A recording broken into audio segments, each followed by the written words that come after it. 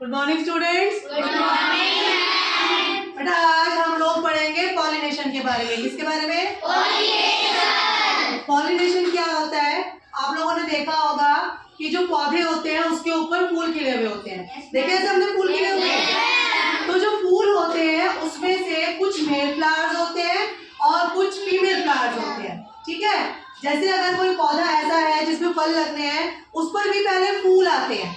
ठीक है, उसमें कुछ मेल होते हैं और कुछ फीमेल होते हैं। ये जो दो पिक्चर्स हैं इसमें दो फ्लावर्स बने हुए हैं, ये मेल फ्लावर है और ये फीमेल फ्लावर है। जो मेल फ्लावर है उसमें जो मेल पार्ट होता है उसको एंथर बोलते हैं। क्या बोलते हैं उसको?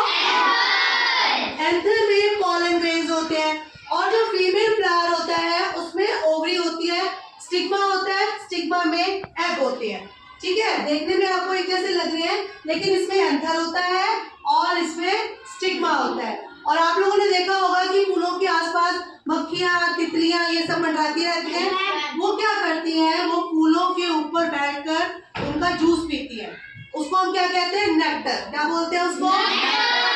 अब जब वो फूलों पर बैठती हैं और नेक्टर को चूसती हैं, पीती हैं, तो क्या होता है? इसके अंदर जो पोलन ग्रेन्स होते हैं वो उनकी बॉडी पर चिपक जाते हैं, उनके पंजों पर, पाँव पे चिपक जाते हैं। ठीक है, फिर जो फ्लाई या बटरफ्लाई है एक फूल पर बैठी, फिर वो उड़ के दूसरे फूल पर चली गई, फिर वो वहां बैठ गई, उसका जूस पीना शुरू कर दिया उसने। तो वो जो पोलन ग्रेन्स उसकी बॉडी पर चिपक गए थे वो यहाँ पर स्टिग्मा पर गिर जाते हैं, दूसरे फूल पर गिर जाते हैं जिसमें एग होते हैं। तो जब ये पोलन ग्रेन्स इस एग से मिलते हैं तो वो फ्लावर फ्रूट में कन्वर्ट हो जाता है। इसको हम क्या कहते हैं? पॉलिनेशन। इसको हम क्या कहते हैं? और अगर किसी फूल में पॉलिनेशन नहीं होता तो वो फ्लावर फ्रूट में कन्वर्ट नहीं होता, वो सूख के झड़ जाता है। तो किसी फ्लावर को फ्रूट में कन्वर्ट होने के लिए क्या होना जरूरी है? पॉलिनेशन। क्या होना जरूरी है? और इस पॉलिनेशन में कौन हमारी हेल्प करता है? बटरफ्लाई, फ्लाई या बीज, ये सब क्या है? इंसेक्ट। और जो पॉलिनेशन है वो सिर्फ इंसेक्ट से नहीं होता, वो हवा से भी हो सकता है। हवा तेज चलती है तो हवा से जो पॉलन ग्रेन्स है वो दूसरे फ्लावर पे जा सकते हैं, तो भी पॉलिनेशन हो जाएगा।